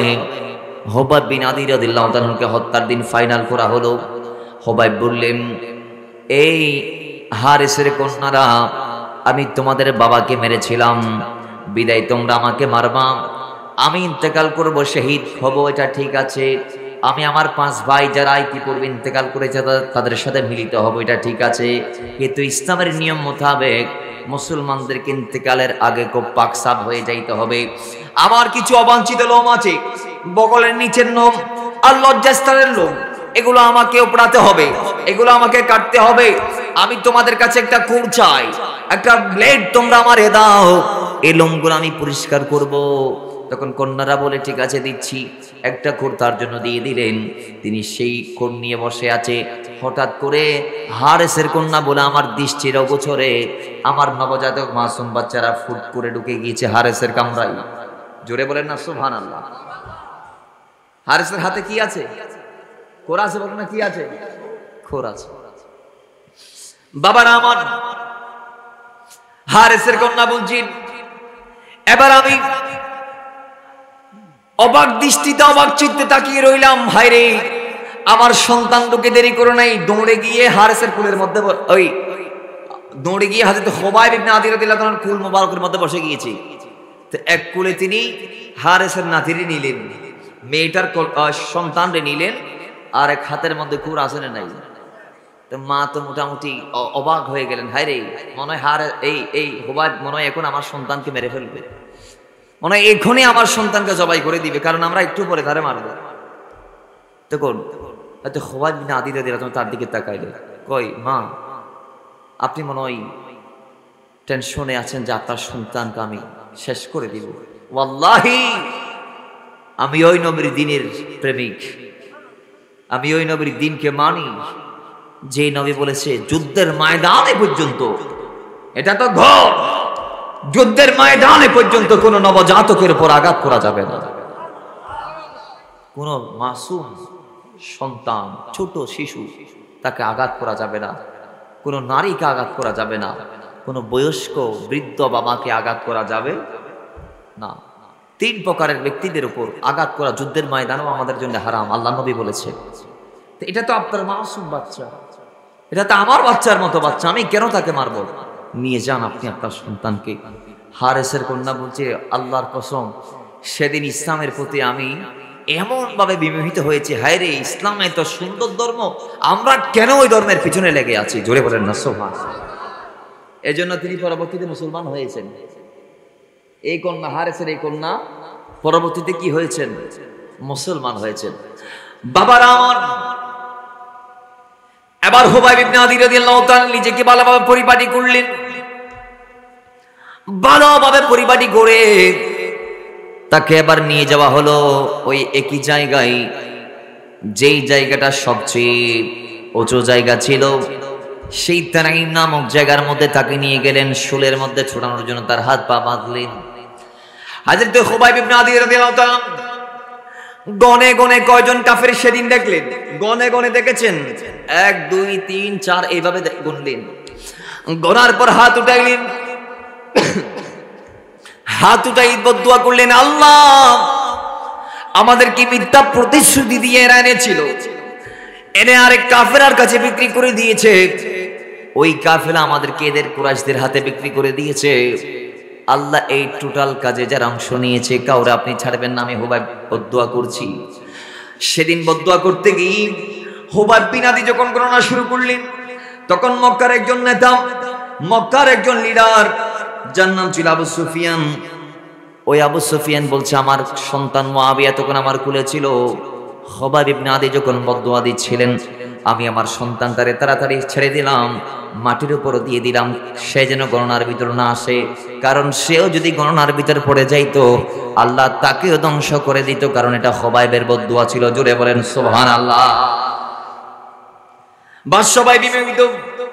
খুবাইব ইবনে আদি বলে, যা মন চাই করো, মারলে মারতে পারো, কাটলে কাটতে পারো, পাথর মারলে পাথর মারতে পারো, প্রস্তর মারলে প্রস্তর মারতে পারো, আমি তোমাদের কাছকে কিচ্ছু বলার জন্য আসি নাই। যা সেটা তো তিনি বললেন, মৌলাদেরকে ছাড়িও না। তিনিও শাহাদা পাঠ করলেন। তিনি শাহাদা পাঠ করার পরে তিনি আল্লাহর কলমা পাঠ করে নবীজির কদমে তিনি সাড়া দিলেন, আল্লাহর কদমে তিনি সাড়া দিলেন। তার বাকি 5 ভাইয়ের সাথে তিনি মিলিত হয়ে গেলেন। ইন্না লিল্লাহি ওয়া ইন্না ইলাইহি রাজিউন। তাকে কতল করা হয়েছে। এই 6 জন সাহাবী এক একজনকে এক এক ভাবে কষ্ট দিয়ে দিয়ে মেরেছে। অমুসলমান সেই সময়ে তারা যদি চাইতো যে আমরা মুহাম্মদের ইত্তেবাটা করব না, মুহাম্মদের তাবাউনটা করব না, মুহাম্মদের অনুসরণটা করব না, নবীকে আমরা অন্তর থেকে বাদ দিয়ে দিলাম, নবীর দিনকে আমরা ভুলে গেলাম, এই একটা কথা যদি তারা বলতো, তাহলে সেদিন তাদের জন্য ফুলের মালা অপেক্ষা করত। তাদেরকে জীবন নাশ দিতে হতো না, প্রাণ নাশ দিতে হতো না, জীবনটা শেষ করতে হতো না। তাদের সাথে উত্তম আচরণ করা হতো, উত্তম বিনিময় তাদেরকে দান করা হতো, সসম্মানে মক্কা থেকে মদিনায় ফেরত যাওয়ার ব্যবস্থা করা হতো। কিন্তু তারা দেই নাই। তারা বলে, নবীকে ভালোবেসেছি, যার ভালোবাসাই তার অনুসরণ করতে গিয়ে নিজের জীবনটাও যদি চলে যায় খবর থাকতে পারে না। কারণ নবী এমন একজন জাত আল্লাহ আমাদেরকে দিয়েছেন। আল্লাহ নবী এমন একজন নবী, যে নবীর ভালোবাসাই জীবন কোরবান করলে বান্দার খবর থাকে না। জোরে বলেন সুবহানাল্লাহ। আরে প্রেম কি? প্রেম বুঝেন? নবীর প্রেম কি? এমনে প্রেম কি? প্রেম মানে ওইটা যেটার মধ্যে কোনো চাহিদা নাই, যেটার মধ্যে কোনো আতাত নাই, যেটার মধ্যে কোনো দাবি নাই, যেই প্রেমের কোনো নির্দিষ্ট সংখ্যা নাই। এটা অন্তর থেকে আরেক অন্তরকে করবেন। সুবহানাল্লাহ জুড়ে বলেন। এটা এখন আমাদের দেশেও প্রেম আমরা করি, আমাদের অনেকে প্রেম করে। হাদিসে পাক আসছে কেউ যদি প্রেম করো তাহলে প্রেমিককে জানায় দাও, প্রেমিককে জানায় দাও। হাদিসে পাক আসছে আরেক হাদিস, কেউ যদি প্রেম করে প্রেমিকের সাথে দেখা করতে যায় তাহলে সে তার ভাইয়ের সাথে দেখা করতে যাওয়ার মাঝখানে আল্লাহ একজন ফেরেশতাকে দিয়ে বলে, এই আল্লাহর বান্দার একটু বলে দাও তুমি যে সেই অমুক বান্দারে যেভাবে ভালোবাসে আল্লাহর জন্যে, আল্লাহ তাকে সেভাবে ভালোবাসে। কিন্তু সেগুলা মা বাবার প্রেম, ভাইয়ের প্রেম, মুহররম যারা আছে এদের প্রেম। গায়রে মুহররমের সাথে প্রেম করা জায়েজ আছে? যাদের সাথে বিয়ের পিড়িতে বসা যায় সেদের সাথে কোনো প্রেম নাই। প্রেম 14 প্রকারের নারীর সাথে করতে পারেন। মা, দাদি, নানি, 14 প্রকারের নারী, দুধ মা থেকে শুরু করে নিজের মেয়ে, নিজের বউ, নিজের স্ত্রী, দুধ বোন, এইভাবে নিজের বোন, এই ইত্যাদি ইত্যাদি, নিজের কন্যা, কন্যার কন্যা, এইভাবে 14 প্রকারের নারী আছে। কয় প্রকারের নারী?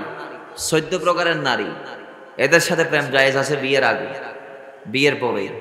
কিন্তু একজন পুরুষ আমাদের সমাজ আজকে যেগুলা করছে প্রেমের নাম দিয়ে অবৈধ মেলামেশা, প্রেমের নাম দিয়ে কি অবৈধ, এগুলা কি ইসলামী শরীয়তে জায়েজ আছে? হাত ধরে হাঁটা জায়েজ আছে? বিয়ের আগে পার্কে ঘুরতে নিয়ে যাওয়া জায়েজ আছে? জায়েজ নাই। আল্লাহ আমাদের বোঝার তৌফিক দান করুন। এখন তো আমাদের এক একটা মেয়ের 4-5টা বন্ধু, আর এক একটা ছেলের 4-5টা বান্ধবী আছে না নাই? 14 ফেব্রুয়ারি আসলে গোলাপ দেওয়ার প্রতিযোগিতা, কি দেওয়ার প্রতিযোগিতা? খোদার কসম নিজের মারে কোনোদিন দেই নাই, দিলেও আজ আরে কয়েকজন দেয় আর কি, বাকিরা নিজের মারা কোনোদিন আই লাভ ইউ বলে না। আর প্রেমিকের সাথে ঘন্টায় 60-70 বারের উপর আই লাভ ইউ তকরার হয়ে যায়। ঠিক নেবে ঠিক? আরে ভাই কথা বলেন না, ঠিক নেবে ঠিক? এটা একদম সস্তা হয়ে গেছে, পছন্দ হয়েছে বাস যাই আই লাভ ইউ বলে দিছে। পছন্দ হয়েছে বাস রাস্তার মধ্যে দাঁড়ায়, ডানে বামে থাকা কেউ আসতেছে না আই লাভ ইউ। এতে ফ্যামের মর্ম এখনো বুঝে নাই। প্রেম কি জানেন? প্রেম কি জানেন? প্রেমে জীবন গেলেও খবর থাকতে পারবে না। প্রেমিক যখন প্রেমিকের জন্য জীবন দিবে তখন তার ছুত হবে না, আর মারি ফেলার খবর নইব, ইয়ার নাম প্রেম। আর আপনারা যেগুলা করছেন এগুলার নাম অভিশাপ। ভালোবাসার নাম দিয়ে আমাদের সমাজে যেটা জারি আর সারি আছে, এটার নাম ভালোবাসা, এটার নাম অভিশাপ। অভিশাপ এটা কি? অভিশাপ। আল্লাহ আমাদেরকে অভিশাপ থেকে মুক্তিপত্র দান করুন, আমিন পড়ে। মাথায় রাখবেন, যদিও বা দুনিয়াতে তো শান্তির আশায় যারা প্রেম করেছেন, এরকম প্রেমিকের সাথে যাদের বিয়ে হয়েছে ম্যাক্সিমাম সংসার ভেঙে গেছে। ম্যাক্সিমাম সংসার বিয়ের আগে তুমি খাইলে খাবো না, খাইলে আমি খাবো না, বিয়ের পর কয় তুই খাইলে খা নইলে মরি যা, আর কি না খাইলা নিলে। ঠিক নেবে ঠিক? প্রেম যদিও করবেন তাহলে নিয়ত রাখবেন বিয়ের পর আমার স্ত্রীর সাথে। এখন বিয়ের আগে করতে করতে ফ্যামসাজ করে দিয়েছি, বিয়ের পর আর প্রেম করার চাহিদাও নাই। এই জন্য কোথায় কোথায় বউর সাথে মারামারি, ঝগড়া জাটি, 3 দিন বড় বাড়ি ফাটাই আর 2 দিন তার বাড়ির রাহে। ঠিক নেবে ঠিক? তাহলে এই প্রেম থেকে আল্লাহ আমাদেরকে মুক্তি দান করুক, আমিন বলেন। তো সাহাবীরা তো নবীর প্রেমে জীবন কুরবান করেছেন, তাদের খবরও হয় নাই, বলে না খবরও হয় নাই। নবীর প্রেমটা এমন একটা জিনিস। মায়েশা বলছেন মিশরের নারীরা ইউসুফ আলাইহিস সালামকে দেখে প্রেমে পড়েছে। ইউসুফ আলাইহিস সালামকে দেখে মিশরের নারীরা প্রেমে পড়েছে, যার দরুন তারা লেবু কাটতে গিয়ে হাত কেটেছে, তাদের খবর হয় নাই, খবর হয় নাই। আর আমার নবীর প্রেমে পড়েছে আরবের যুবকরা। কি এর যুবকরা? আরবের মানুষ, আরবের যুবকরা, যার দরুন নবীর প্রেমে উহুদের প্রান্তরে গিয়ে, বদরের প্রান্তরে গিয়ে নিজের শের কোরবান দিয়েছে, তাদের খবরও হয় নাই। জুড়ে বলেন প্রেম এইটাকে বলে, প্রেম এইটাকে বলে। আর নবীর প্রেম এটা এমন একটা দৌলতের নাম, এই জিনিসটা যার ভিতর আছে সে দুনিয়া আখিরাতের শাহিনশাহ হয়ে গিয়েছে। আরো জোরে বলেন। বেলালকে চিনেন? হাতে বেলাল হাফসি। আল্লাহ নবী বলে আমি মেরাজে গেলাম, মেরাজে গিয়ে আমি সেখানে বেলালের কদমের ছাপ দেখলাম, পায়ের আওয়াজ শুনলাম। মেরাজ থেকে ফিরে আসলাম, বেলালের নামের ঘরের কামরা তার নামের দিয়ে আল্লাহ পাক সাজিয়ে রেখেছেন। এটা হাজা বাইতুন বেলাল, অথবা এটা বেলালের ঘর। এইভাবে আমি দেখার পর দুনিয়াতে আবার আসলাম, এসে আমি তালাশ করলাম সাহাবারা, সবাই রে দেখছি বেলাল কই, বেলালকে তাড়াতাড়ি নিয়ে আসো। বেলাল আসলেন আমার নবীর কদমে, ইয়া রাসূলুল্লাহ লাব্বাইক, আমি এসেছি হাজির। নবী বলে, বেলাল কি এমন আমল করেছো যে আমলের দরুন আল্লাহ তোমাকে এত উঠাতে নিয়ে গিয়েছে? তো বেলাল বলছি, ইয়া রাসূলুল্লাহ কি এমন আল্লাহ আমাকে শ্রেষ্ঠত্ব দিয়েছে, আমার মতো একজন কালো ব্যক্তিকে আমি জানতে চাই। কই আমি জান্নাতে তোমার নামের ঘর থেকে এসেছি। তুমি বেলাল এখনো দুনিয়াতে, আর জান্নাতে আল্লাহ তোমার ঘর সেজে সেজে রেখেছে, সাজিয়ে গুছিয়ে রেখেছে। কি এমন আমল তোমার আছে বলো? বেলাল বলে, রাসূল আমার তেমন কোনো আমল নাই, তবে আপনি নবী আমাকে একটা জিম্মাদারি দিয়েছেন। আপনি নবী আমাকে একটা কি দিয়েছেন? ইয়া রাসূলুল্লাহ, ও নবী, একটা জিম্মাদারি আমি আপনার নবীর কদম থেকে নিয়েছি, আপনি রাসূল আমাকে সেইটা দিয়েছেন। নবীজি সেই জিম্মাদারি হচ্ছে যে আমি আপনার মিম্বর পাহারা দেই, মিম্বরের রাসূলে দাঁড়িয়ে, মসজিদ নববীতে দাঁড়িয়ে, উঁচু জায়গায় দাঁড়িয়ে আমি আপনার জন্য আজান দেই, আল্লাহর জন্য আজান দেই। ইয়া রাসূলুল্লাহ, আমি বেলাল আজান দেওয়ার আগে আপনি নবীর মহব্বতে আপনার একটা কথাকে এমন ভাবে পালন করি, আমার জানা মতে আপনার কথাটা শোনার পর থেকে এই কথাটা কোনোদিন অমান্য করছি বলে আমার মনে হয় না। ইয়া রাসূলুল্লাহ, সেই কথা হচ্ছে এইটা, আপনি বলেছেন উম্মত তোমরা যখন মসজিদে প্রবেশ করবা, মসজিদে প্রবেশ করার সঙ্গে সঙ্গে তোমরা 2টা রাকাত আমি নবীর জন্য নফল নামাজ আদায় করো। জোরে বলেন সুবহানাল্লাহ। বুখারীর হাদিস, 2টা রাকাত পড়ার পর তারপর তোমরা বসবা, নামাজের ওয়াক্ত হোক আর না হোক, মসজিদে গেছো বাস 2টা রাকাত নফল নামাজ আদায় করো, 2টা রাকাত নফল নামাজ আদায় করো। বেলাল বলছি, ইয়া রাসূলুল্লাহ, আমি বেলাল আপনি নবীর মহব্বতে আপনি নবীর ওই কথাটাকে এমন ভাবে ধারণ করেছি, এমন ভাবে পালন করেছি যে আমি মসজিদে যখন আজান দেওয়ার জন্য যাই, ওযু করে কদম দেওয়ার সাথে সাথে প্রথমে আমি না বসে ঢুকানো যেই দাঁড়িয়েছি ঢুকে, সেই দাঁড়ানোতে বসার আগে আগে আমি 2 রাকাত নফল নামাজ আদায় করে ফেলি। কারণ হাদিসে পাক আসে, নবীজি বলেছেন আরেক হাদিসে যে তোমরা মসজিদে যাওয়ার পরে, ঢোকার পরে 2টা রাকাত আদায় করার আগে না বসবা, বসতে পারবা না, এটা আমি নবীর নির্দেশ। জোরে বলেন না সুবহানাল্লাহ। নবীজি বলেছেন তোমাদের মধ্যে যে কেউ মসজিদে প্রবেশ করলে সে যেন 2 রাকাত আদায় করার আগে না বসে, এটা আমি নবীর নির্দেশ। তো বেলাল বলে, ওই নির্দেশটাকে এমন ভাবে পালন করেছি ইয়া রাসূলুল্লাহ যে আমি প্রত্যেকদিন আজান দেওয়ার জন্য মসজিদে প্রবেশ করেছি, আর আপনি নবীর মহব্বতে 2টা রাকাত নফল নামাজ আদায় করেছি। তো 2 রাকাত করে আমার লাইফে যে ইবাদতটা আমি করেছি সেটা আমি ধারাবাহিক করেছি, কোনোদিন বাদ দেই নাই। আমার মন আমাকে বলছে হয়তো আল্লাহ এটা কবুল করে নিয়েছেন, হয়তো আল্লাহ এটা কবুল করে নিয়েছেন, যার দরুন আজকে আমার জন্য এত পাওয়া অপেক্ষা করছে। আপনি জান্নাতে গিয়ে দেখে এসেছেন আমার ঘর, আমার পায়ের শব্দ শুনেছেন। আপনি বলেছেন আমি রাসূল জান্নাতের নহরের পাশ দিয়ে যখন যাচ্ছিলাম, বেলালও তখন আমার পিছন পিছন ছিল। তো বেলাল বলছে, ইয়া রাসূলুল্লাহ, আমার এতটুক যোগ্যতা নাই, ওইটা মওলা আমার একটা গোলামি কবুল করেছে, যেই গোলামিটা আমি আপনার জন্য করেছি। ওই যে আপনি বলেছেন 2টা রাকাত আদায় করতে, সেই আপনার কথাটাকে আমি অক্ষর অক্ষরে পালন করেছি। এই একটা তাবাউন, এই একটা অনুসরণ নিয়মিত করার কারণে আল্লাহ হয়তো জান্নাতে আমার জন্য ঘর বানিয়ে রেখেছে। নবীর অনুসরণ কেমন করেছেন তারা? হযরতে খাব্বাব রাদিয়াল্লাহু তাআলা ইসলামে দাখিল হলেন। বাবা তোমরা কথা বলিও না আব্বুরা। খাব্বাব রাদিয়াল্লাহু তাআলা এই ঘটনা বর্ণনা করছেন আবার মাওলা ওমর রাদিয়াল্লাহু তাআলা।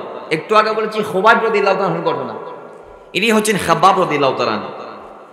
মাওলা ওমর যখন মুসলমানদের কুরসিতে বসলেন, প্রধানমন্ত্রী হলেন, তিনি উপস্থিত সাহাবীদেরকে ডাক দিলেন, এই নবীর সাহাবারা তোমরা বলো কে নবীর জন্য কি করেছো? সুবহানাল্লাহ। কে নবীর জন্য কি করেছো ইসলামের জন্য, কার কতটুকু অবদান আমাকে বলো। হযরত খাব্বাব রাদিয়াল্লাহু তাআলা নিজের পিঠের চাদর উঠাইলেন, পিঠের চাদর উঠাই বলে আমিরুল মুমিনিন দেখেন, দেখাইলেন তিনি দেখতে পাচ্ছে তার পিঠের মধ্যে ছিদ্র দেখা যায়, ছিদ্র ছিদ্র কালো কালো দাকা, বড় বড় গর্ত দেখা যায়। নাউজুবিল্লাহ জোরে বলেন। বাবারা আমার, হযরত খাব্বাব রাদিয়াল্লাহু তাআলা বলে আমিরুল মুমিনিন আমি আমার জীবনটাকে এইভাবে কুরবান দিয়েছি। কয়েকগুলা কিভাবে, কয়েকটা বর্ণনা আসছে কিভাবে হয়েছে তার এক বর্ণনা।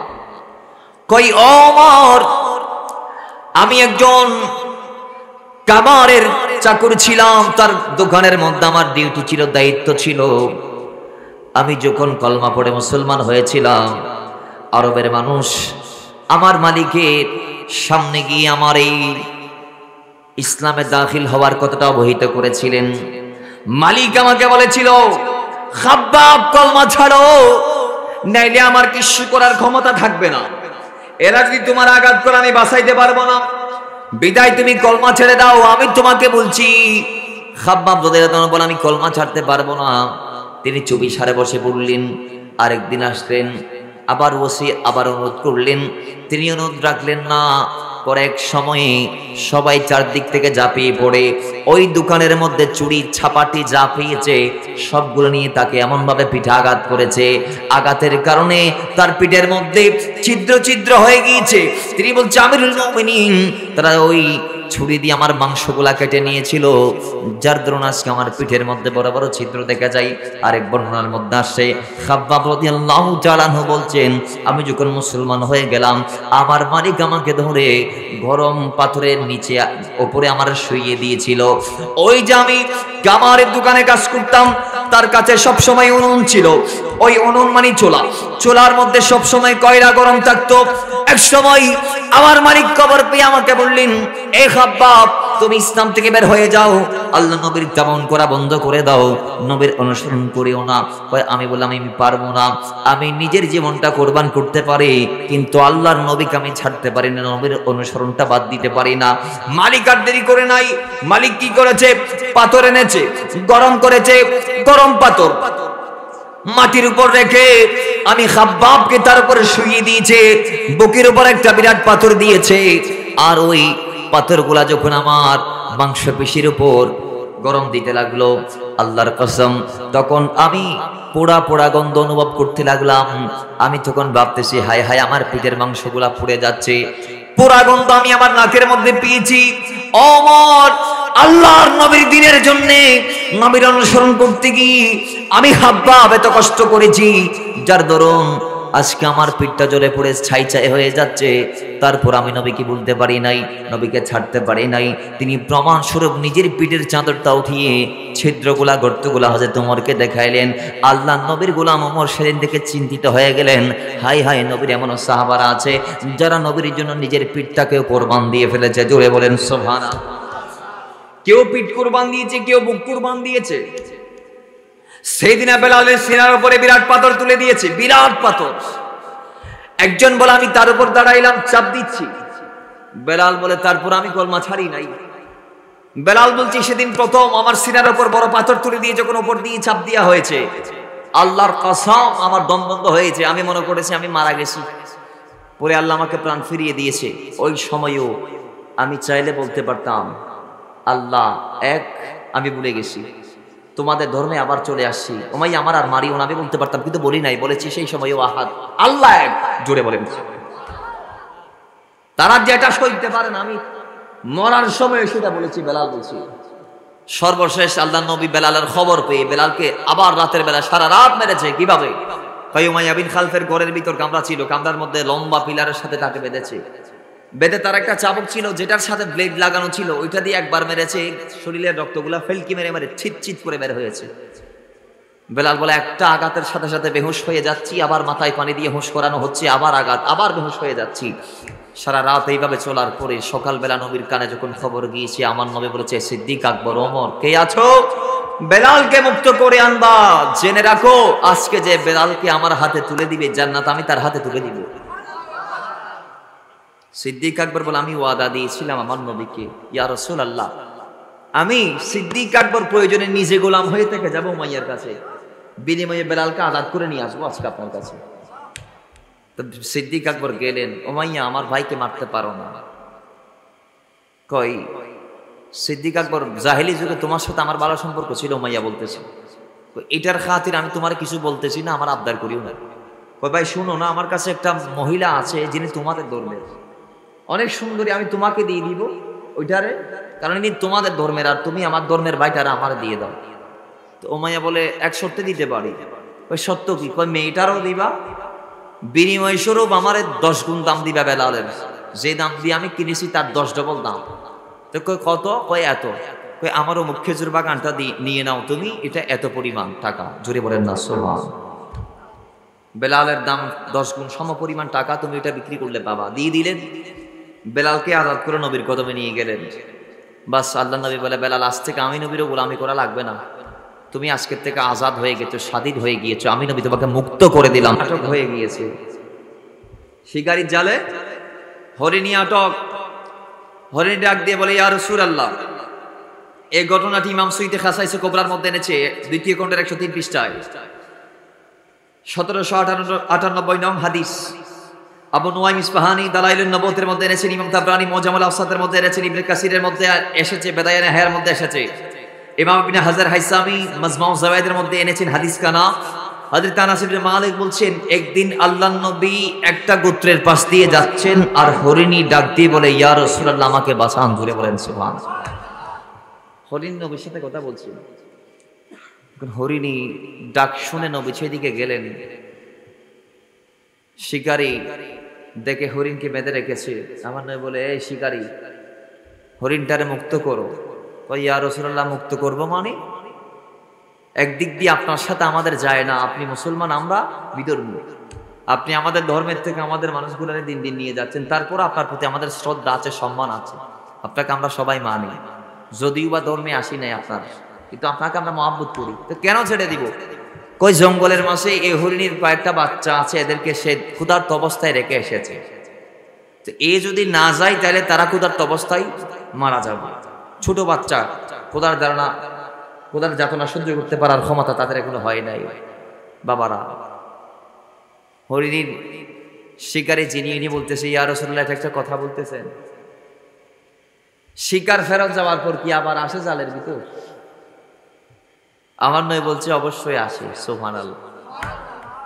তো জিম্মাদার কই আমি নবী, আমি জিম্মা হব। জিম্মাদার কে হবে? আমি নবী। হরিণী গেল, বাচ্চাদেরকে ইচ্ছা করে দুধ পান করাইল। দুধ পান করিয়ে দেখা গিয়েছে হরিণী তার 2 বাচ্চা নিয়ে আবার নবীর কদমের দিকে চলে আসতেছে। শিকারী অবাক হয়ে গিয়েছে। আশেক বলছি, আরে মুক্তি দিয়ে বনের হরিণীকে বাচ্চার কাছে পাঠাই, নিজে বন্দী হয়ে। সুবহানাল্লাহ, জোরে বলেন। আমার নবীজি নিজে বন্দী হয়ে হরিণীকে পাঠিয়েছে বাচ্চার কাছে। হরিণী চলে এসেছে আবার নিজের বাচ্চাদেরকে নিয়ে।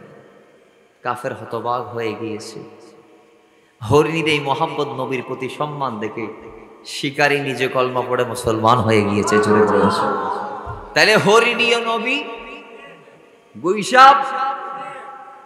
একদিন একজন আয় হতে আর গুইসাপ ইবে যদি হইত পারানো নবী দিয়ে না মানিল, গুইসাপ কলমা পড়ে দিয়েছে। তো পাথর আবু জেহেল এসে বলে, বাতিজা মুঠের ভিতরে এগুলা কি, তুমি একটু বলো তো। আবু জাহেল মনে করছে নবী মনে হয় তার মতো মুঠের ভিতর কি আছে এগুলা দেখে না। মায়েশা বলছে, আমার নবী সামনে পিছনে রাতে দিনে উভয় অবস্থায় একইভাবে দেখে। আমি সামনে দেখি পিছনে দেখি না, আপনি সামনে দেখেন পিছনে দেখেন না, আমার নবী দেখে কি দেখে না? জোরে বলুন, দেখে কি দেখে না? নবী বলতে সামনে পেছনে নয়, ওয়াল্লাহ ইন্নী লারা রুকুআকুম ওয়া সুজুদাকুম ওয়া খুশুআকুম। আমি নবী মুসল্লায় দাঁড়িয়ে পিছনে কে কিভাবে সিজদা দিচ্ছে, কে কিভাবে রুকু করছে, কার অন্তরে আল্লাহর ভয় আছে, কার অন্তরে নাই, এটাও দেখতেছি। জুড়ে বলেন না সুবহানাল্লাহ। নবী অন্তরেরটাও জানে, জুড়ে বলেন সুবহানাল্লাহ। তো এখন মোটের পাথরের আবু জাহেল মনে করছে আমার বাতিজা এগুলা বলতে পারবে না। আমার নবী বলছে, সাঁসারে কি আমি বলবো হাতের ভিতর কি এটা, নাকি হাতের ভিতরের গুলা বলবো আমি কে এটা? আয় হইম না তোর ভিতর কি আন, নাকি আতর ভিতরে জিনিসই হইম আয় হনিয়েন বড় গুড়ি ফরম। আবু জাহাল বলছে, বাতিজা ইন তো নিষ্প্রাণীরা তো ফরান না, ইন মাতিন নফারে, ইন বেজুবান, ইন বেজুবান, ইন নিষ্প্রাণীরা তো ফরান না, ইন হতা হইত নফারে। নবীজি বলছেন, আমি নবী বললে বোবারও বলি আল্লাহ ফুটিয়ে দেই। জোরে বলেন সুবহানাল্লাহ। নবীর সুবতে আসলে মোরা পাথর বলে দিয়েছে, কলমা পড়ে আমার নবীর ওয়াহদানিয়ত রিসালাতের সাক্ষ্য দিয়ে দিয়েছে। জোরে বলেন সুবহানাল্লাহ। তাহলে পাথর ও নবী। আরেকদিন একজন এসে কয়, ইয়া রাসূলুল্লাহ গাছুকে দেখা যাত দিব যদি অনরে চিনি লইবা, যদি অনার হতাও নিলে আয় অনার হতাই নু, তার মানে বেশি নিলে আয় অনার চিনি লই মা কলমা পড়ি ফেলাই। তুই আর নবী হদে তুমি কি হইতে সার দে কুলি হ না হদিবে যদি ইয়ত আই অননবী দিয়ান হয় আয়ও হই। সুবহানাল্লাহ। হদে তুমি যাই রে বের আয় ডাকে বলি হও ইবা হদ দিবে মানুষ নাকি আইতু তুই হ না এবার যাইরা হদে তোমার নবী ডাকে।